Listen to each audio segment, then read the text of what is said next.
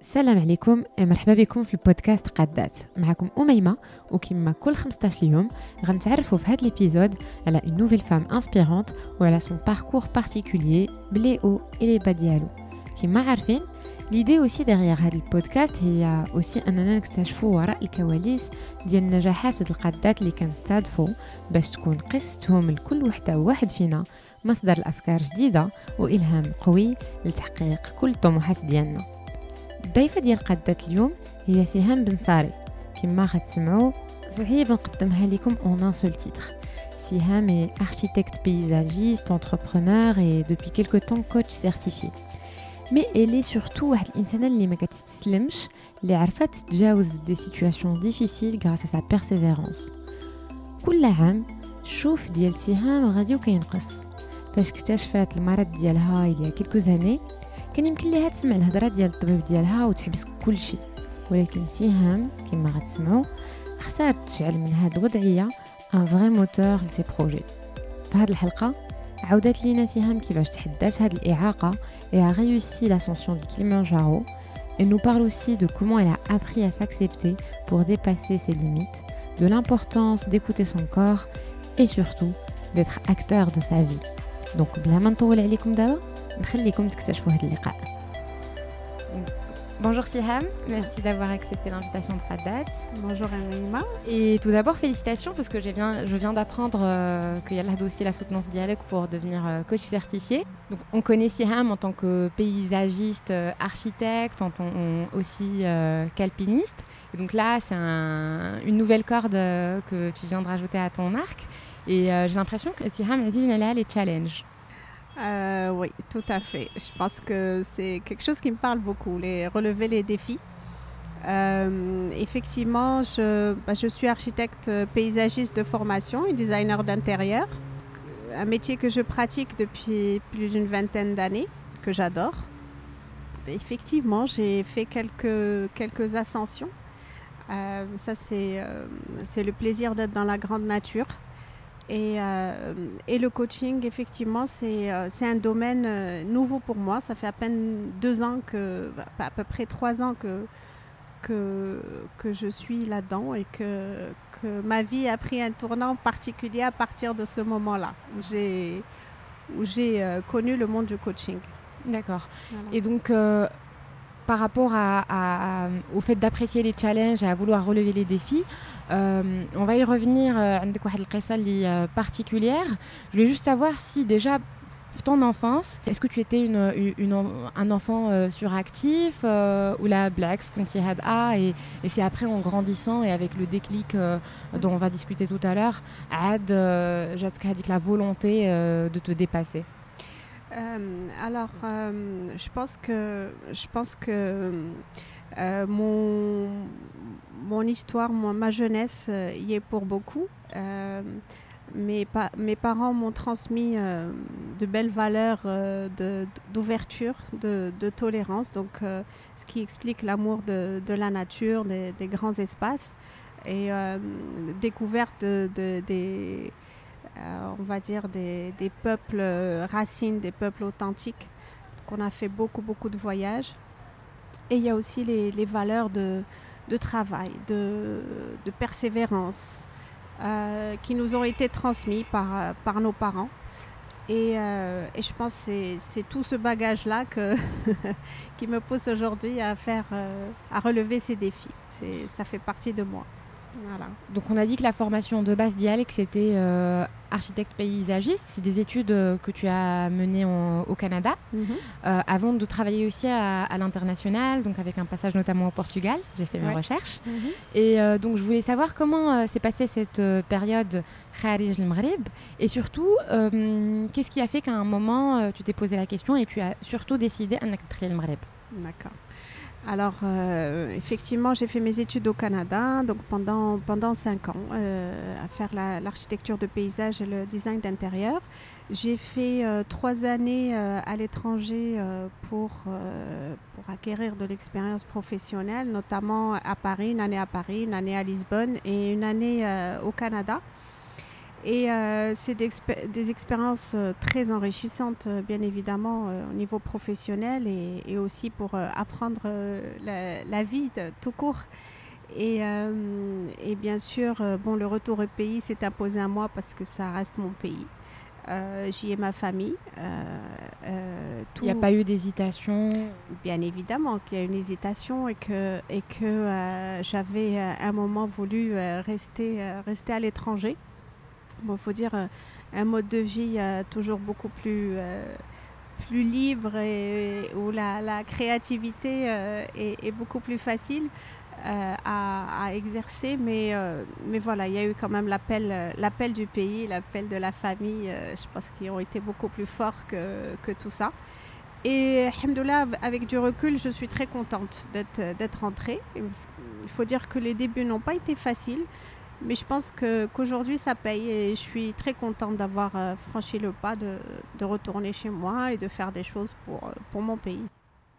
Donc tu es rentrée, tu t'es installée, tu as aussi ta vie familiale ici, donc tu es mariée avec 2 enfants et tu t'es lancée aussi dans l'entrepreneuriat. Oui. Alors très vite en rentrant, je suis rentrée en l'an 2000, je me suis mariée et en 2001 j'ai créé ma boîte d'architecture de paysage, donc une entreprise qui fait à la fois la conception et la réalisation des aménagements paysagers. Et pourquoi ce choix de passer par sa propre boîte et pas à travers un cabinet Alors ces expériences-là, je les ai vécues à l'étranger.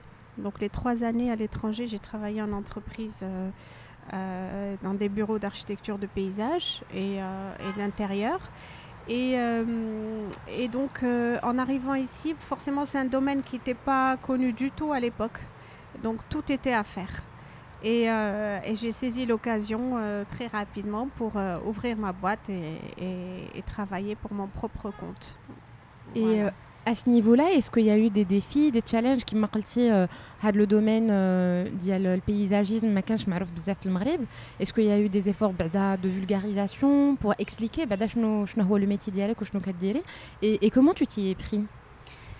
Alors effectivement, en arrivant, j'avais l'impression d'être une extraterrestre parce qu'on m'appelait pour planter de la pelouse ou faire un traitement pour une plante malade. Alors que c'est pas nécessairement ça. Alors que je faisais des concours internationaux en étant au Canada et ailleurs. Donc le gap était très large et j'avais comme mission, je me suis donné comme mission de vulgariser ce métier. Alors j'ai écrit beaucoup d'articles, j'ai essayé voilà, de vulgariser à ma manière. J'ai participé à un concours international qui a été financé par la fondation Mohamed VI pour la protection de l'environnement. Et je pense que j'ai réalisé au Canada et je pense que c'est ce projet-là qui m'a réellement lancé au Maroc et qui a permis d'avoir la visibilité que j'ai eue à un moment donné de ma vie professionnelle. Et comment tu expliques ton métier, par exemple, à tes grands-parents? C'est mignon, vraiment. C'est vraiment j'ai le souvenir d'avoir expliqué ça à ma grand-mère, Allah yarhamha. Elle me disait اجي فسري لي شنو واش بحال الجارديني ديال اللوكس. Dire jardinier de luxe. J'ai dit oui, c'est quelque chose comme ça.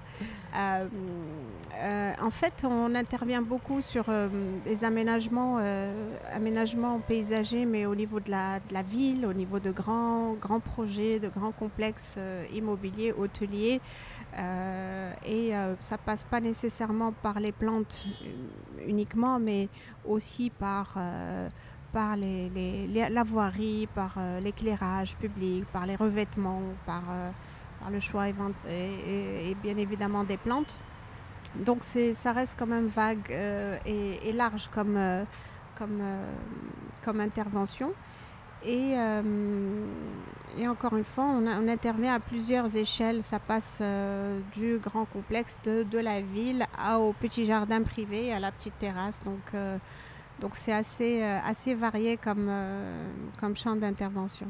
Et donc vous intervenez à la fois sur des chantiers publics et privés? Exactement, chantiers à la fois publics et privés. D'accord. Donc tu t'es installée au Maghreb quelques années après, donc en 2008, j'ai l'impression il y a eu un diagnostic, il y a un au niveau oculaire, et tu t'es rendu compte que ta vie allait peut-être changer. En tout cas, tu pourras nous en dire plus. Je voulais juste savoir, avec le moment quand tu as été diagnostiquée, quelles étaient tes premières pensées? Alors, effectivement, en 2008, j'ai été diagnostiquée avec une maladie dégénérative de la rétine. Donc, les médecins m'ont annoncé que deux mauvaises nouvelles. Une, que j'allais perdre progressivement la vue. Et la deuxième, c'est qu'on m'a recommandé de faire une reconversion professionnelle. Donc, c'était pour moi deux choses très difficiles que j'avais du mal à accepter. Je ne me voyais pas malvoyante. C'est jeu de mots, je ne me voyais pas. Et en même temps, je ne m'imaginais pas me priver d'un métier que je pratiquais avec passion. Alors, ça partait d'un bon sentiment, c'était de me dire reconversion professionnelle et de trouver un métier plus adapté à ma nouvelle condition, sachant que les choses allaient se détériorer progressivement.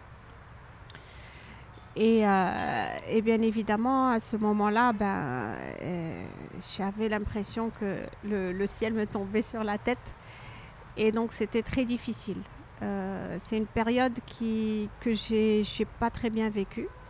Les difficultés se sont accumulées. J'ai décidé d'arrêter de travailler dans mon domaine parce que je n'avais pas envie de souffrir.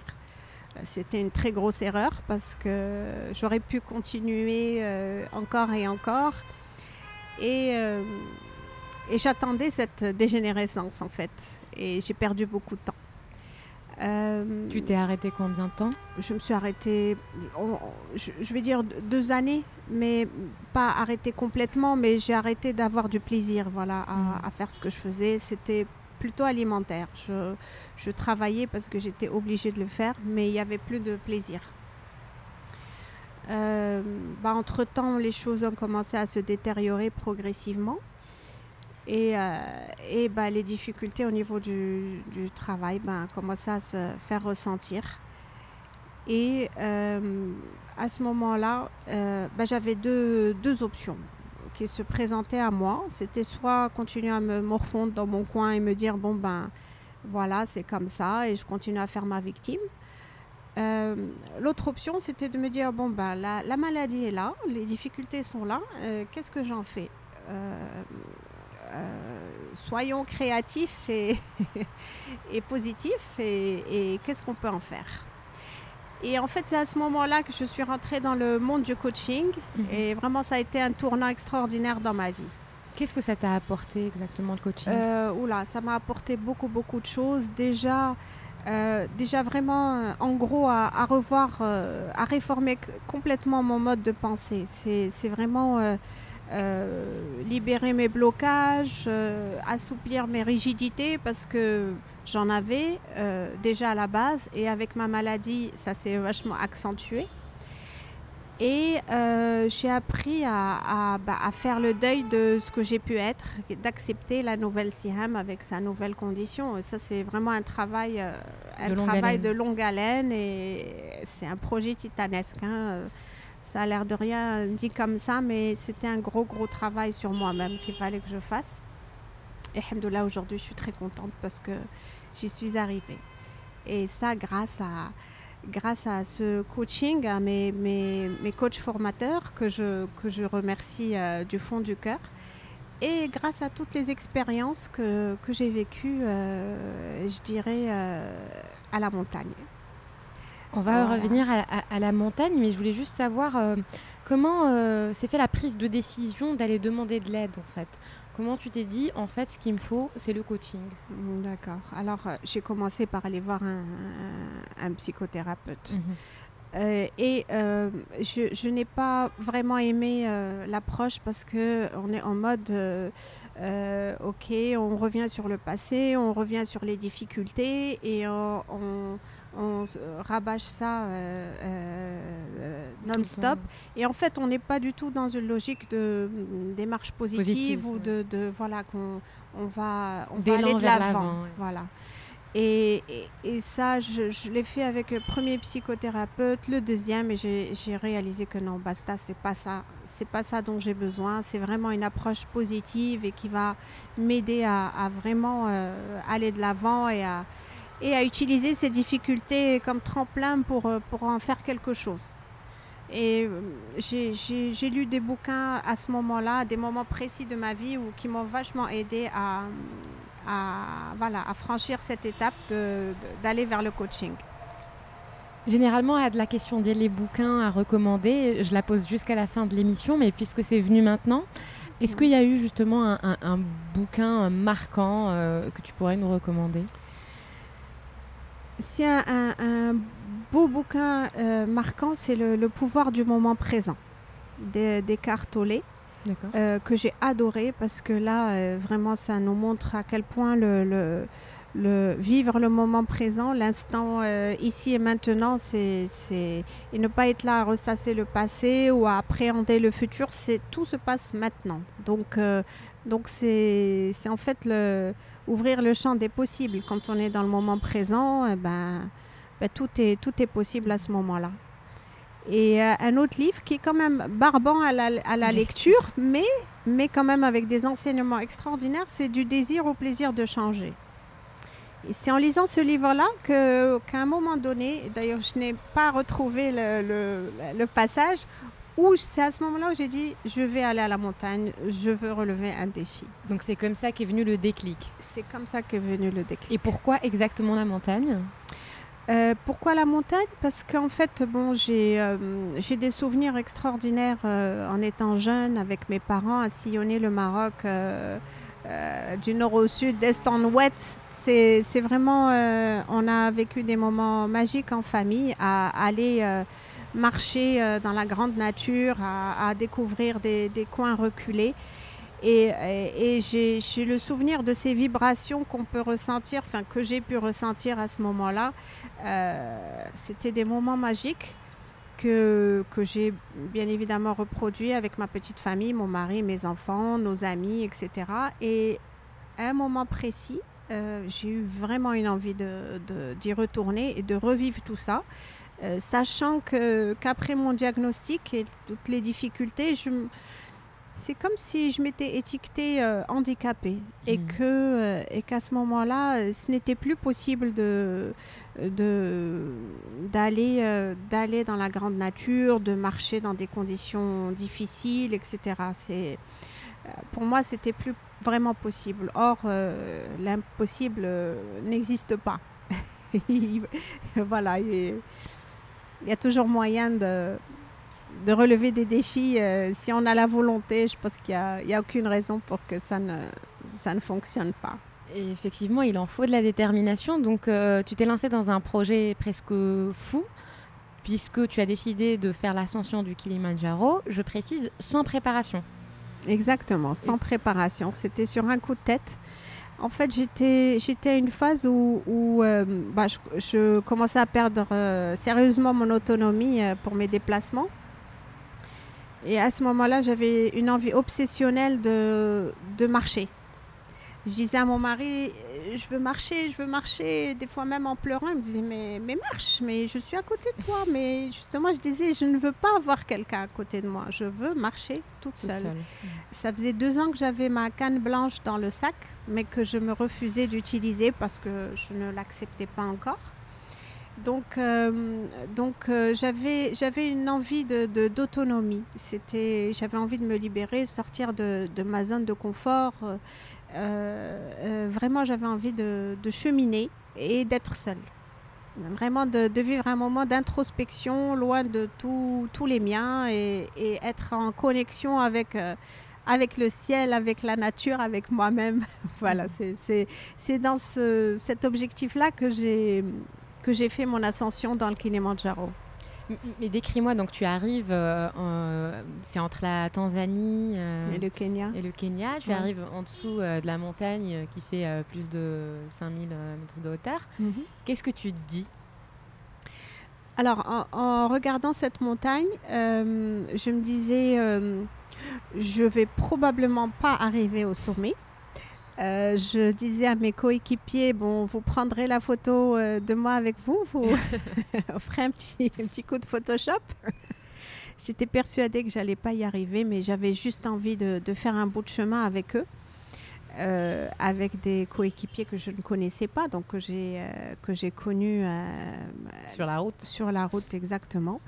J'avais un coach extraordinaire, c'est Nasser Ben Abdelil, qui nous a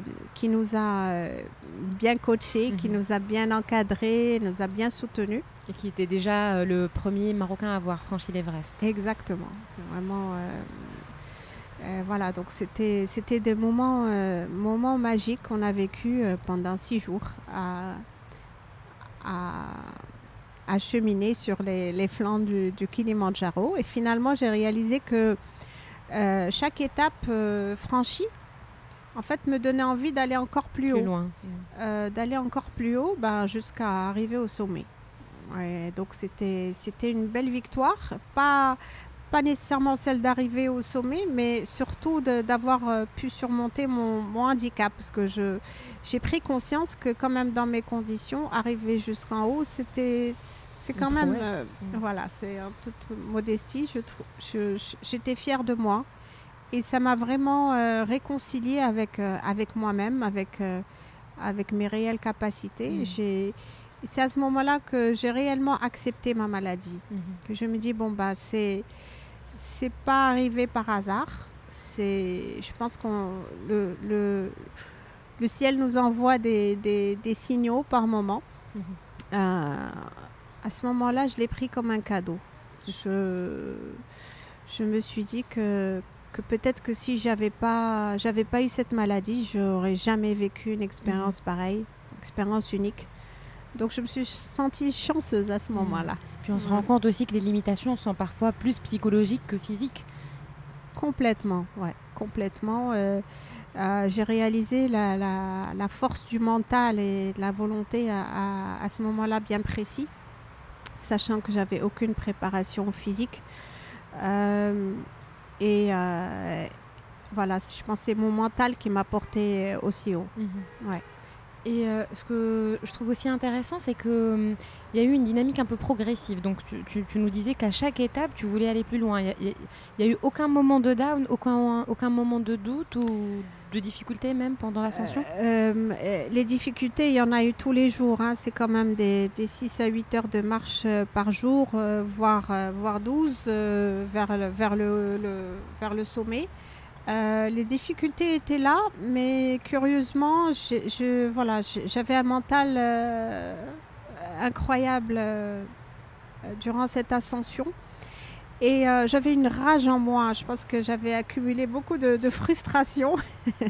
Il fallait que je me prouve à moi-même et prouver à ma famille que j'étais capable, parce que j'étais en mode surprotection, me surprotéger. On m'empêchait de faire ci ou ça parce que j'allais pas être capable, etc. Donc là, j'avais envie de me prouver que oui, j'étais encore capable de faire des choses. Donc j'ai pas... Limite, les difficultés, je les ai pas ressenties... comme des freins. Comme des freins à ce moment-là, pas du tout. Ouais, mais plus comme un tremplin pour aller de l'avant. Et même à reproduire l'expérience, puisque après, donc tu t'es décidée à franchir l'Everest cette fois. Voilà, mais juste le camp de base. Hein. Enfin, j'avais envie de faire le camp de base de l'Everest. J'ai voulu reproduire cette expérience parce que j'ai vécu, pour revenir au Kilimandjaro, j'ai vécu des états hypnotiques juste incroyables. À chaque étape, j'avais juste le souvenir du départ et de l'arrivée. Mais pendant le chemin, presque aucun souvenir, si ce n'est les photos pour me le rappeler que que j'y étais. Donc j'avais envie de continuer ce cheminement intérieur que j'avais commencé sur le Kilimandjaro. Alors, ce qui était juste extraordinaire, c'est que c'est 2 expériences, de vie, mais totalement différentes. J'étais mieux préparée physiquement parce que je me suis dit: Mmh. «Bon, bah, une fois que j'ai fait, le premier, donc il faut se préparer pour le deuxième». Sauf que je l'ai vécu bien différemment parce que les difficultés étaient bien supérieures. Je pense que j'ai sous-estimé la difficulté du parcours et entre-temps, ma vue avait un petit peu baissé donc j'ai eu beaucoup, beaucoup de mal malgré les 2 guides qui étaient constamment avec moi et l'équipe qui m'encourageait. Je suis arrivée, au camp de base. C'était une très belle expérience, hyper enrichissante. J'en suis sortie grandie, encore plus que la première. J'ai pris conscience qu'il faut dépasser ses limites, c'est super, euh, euh, mais pas se mettre en danger. Je pense que j'ai compris pendant cette ascension-là qu'il fallait absolument rester à l'écoute de son corps, à l'écoute de soi, de ses besoins et de ne pas les dépasser à tout prix. Parce que c'est au risque de se mettre en danger et là c'est moins fun. Mais du coup, quand on dit il faut écouter son corps, quels sont les signaux généralement qu'il faudrait détecter pour savoir que non, c'est pas le bon moment ou là, notre corps n'est pas prêt pour cette expérience? Alors je pense que chaque expérience est unique, hein. Chacun a des signaux bien particuliers à lui, mais disons qu'en montagne, il y a le manque d'oxygène. Et dans mon cas, avec ma maladie oculaire, où c'est les photorécepteurs qui sont atteints, où normalement je ne dois pas m'exposer trop à la lumière, encore moins à la réverbération due à la neige et à la glace. Et j'étais en permanence confrontée à cela. Donc je me suis mise en danger et j'avais beaucoup, beaucoup de maux de tête. Et donc j'en suis sortie un peu plus fragilisée, à la fois physiquement et mentalement. Donc c'était une belle expérience, oui, mais il aurait fallu que j'arrête plus tôt pour ne pas être en difficulté comme je l'ai été. Et au retour, est-ce que tu as intégré plus de sport dans ta routine ou pas du tout? Alors bon, après, les circonstances ont fait que non, parce que j'étais très fatiguée après, que j'ai fait une chute et bon, je ne vais pas rentrer dans les détails. Donc ce n'est que depuis quelques mois que j'ai repris une activité sportive, on va dire pour l'instant juste normale. Mais l'objectif, c'est d'intensifier tout cela pour que je sois prête pour relever éventuellement de d'autres nouvelles défis. aventures. Voilà. D'accord, donc il y a un moment spécifiquement dans les projets? Pas encore. Pas encore. Je sais que la prochaine expérience va être encore différente. Je suis avide d'expériences différentes. Je n'aime pas les choses redondantes et exactement. Donc je ne sais pas encore. Pour l'instant, je me prépare physiquement et on verra après. On va suivre de près. Et justement, je voulais savoir comment tu te préparais physiquement. Et aussi, je te posais la question par rapport au sport, parce que je sais que aussi tu as un projet qui s'appelle Terre Essentielle, où on peut notamment faire des retraites de yoga d'Arboisa. Et donc, je voulais savoir quel était ton rapport. On a bien compris qu'il y avait un rapport très fort avec la nature, mais je voulais aussi savoir s'il y avait un rapport spécifique avec le yoga, et qu'est-ce que ça t'a amené peut-être dans ta réflexion et ta vie quotidienne plus globalement. Ouais. Alors, comme préparation physique, j'ai un coach sportif qui me suit, avec lequel je fais beaucoup de renforcement musculaire, du cardio, et puis je développe la proprioception. Alors, je ne sais pas si vous connaissez ce terme. Du tout. En fait, c'est une approche pour apprendre l'équilibre et développer vraiment les muscles les moins sollicités dans le corps pour, disons, dans le cas d'handicap comme le mien, où il y a une déficience visuelle, on est plus amené à trébucher, à tomber. Donc l'idée, c'est d'être capable de se relever très rapidement et solliciter d'autres muscles pour ne pas se faire mal. Et vous travaillez également sur les réflexes? Voilà, exactement. Donc c'est une approche que j'aime beaucoup parce que ça permet vraiment de travailler les muscles en profondeur et des muscles qu'on n'a pas l'habitude de solliciter. Et donc voilà. Alors pour revenir à Terre Essentielle, effectivement, c'est mon petit bébé depuis 2 ans. Qu'il évolue en fait au fur et à mesure de mon parcours depuis le coaching. Il faut dire que c'est une pépinière à la base qu'on a depuis 2008, voilà, et qui aujourd'hui a pris une tournure différente. C'est en fait un compromis entre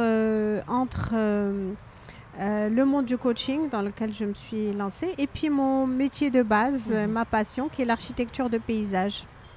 En fait, c'est une structure d'accueil, on va dire nouvelle génération, qui accueille des événements à la fois professionnels et particuliers, comme les team building, les retraites, les séminaires, formations. Et en fait, c'est un site qui est à Darboeza. C'est un grand jardin de 2 hectares dans lequel j'ai aménagé un écolodge avec 9 chambres. Un écolodge, tout le site en fait est conçu avec une approche écologique et respectueuse de l'environnement. L'écolodge est fait avec des conteneurs maritimes recyclés. Il y a un grand jardin, il y a tout un circuit thérapeutique à l'intérieur de ce jardin-là avec des expériences sensorielles et des ambiances paysagères différentes. L'idée, c'est vraiment de permettre aux gens, aux visiteurs, de vivre des choses particulières à la fois individuellement et collectivement. Et on a aussi un espace restauration, un concept store et voilà, et plein de jardins à thème. Ça donne vraiment envie, donc j'espère que la prochaine fois j'aurai l'occasion de m'y rendre, peut-être pour une activité.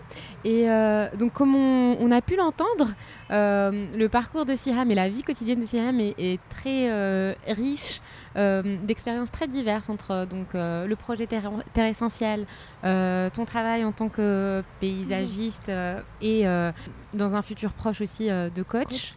Et ta vie de famille et de maman, je voulais savoir comment tu trouvais un équilibre. Est-ce que tu as mis en place des règles, des méthodologies concrètes pour pouvoir mener tous ces fronts en parallèle? Alors, c'est une question qui m'est beaucoup posée. Ma famille passe avant tout. Ma petite famille passe avant tout, mes 2 enfants et mon mari. Mon mari travaille avec moi, donc on est dans la même boîte, la Gave Bleue.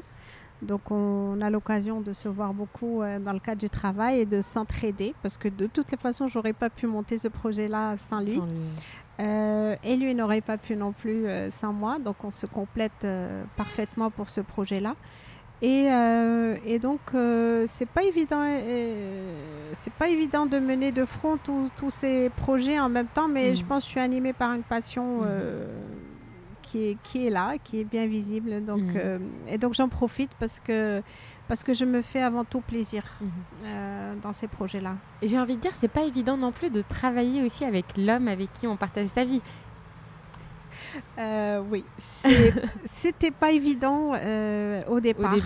Au début, c'était très difficile. On a même failli rompre, mais on a persévéré. Donc encore une valeur familiale que je remercierai jamais suffisamment mes parents pour tout cela.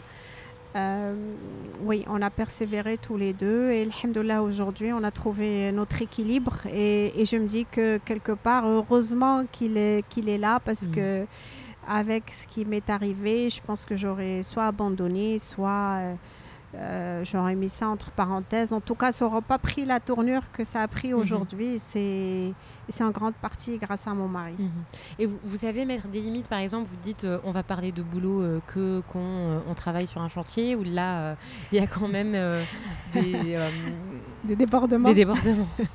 Ouais, les débordements, on en a toujours, bien évidemment. Bon, beaucoup moins depuis qu'on a vraiment pris conscience et que les enfants ont compris, parce que finalement, c'est les enfants qui nous ont fait une confrontation en effet miroir à table un soir. C'était tout petit, 5 ans et 3 ans, et répéter ce qu'on disait par rapport à des clients ou des choses comme ça. C'est là où on a pris conscience qu'on parlait beaucoup de boulot. Oui. Et voilà, ils nous ont dit, on peut parler d'autre chose, parler tout le temps de jardin.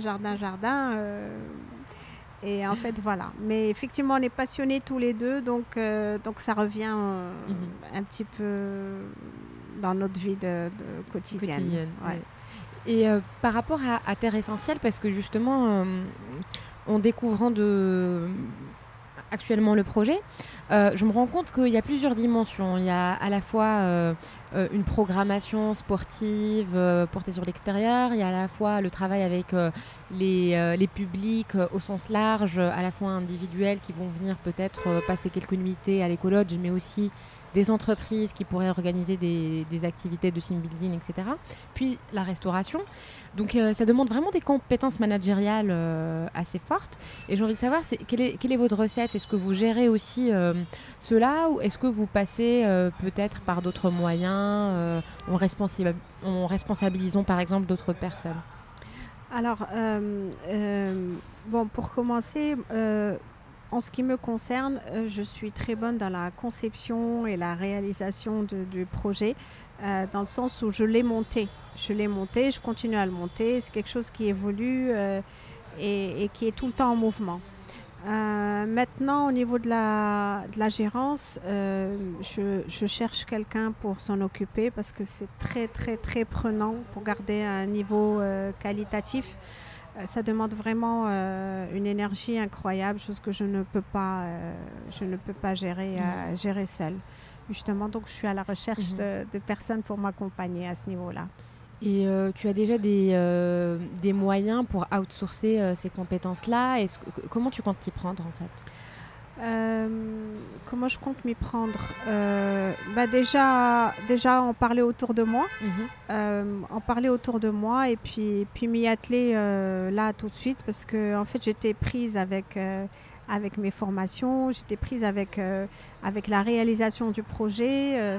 J'ai mis la main à la pâte à toutes les étapes.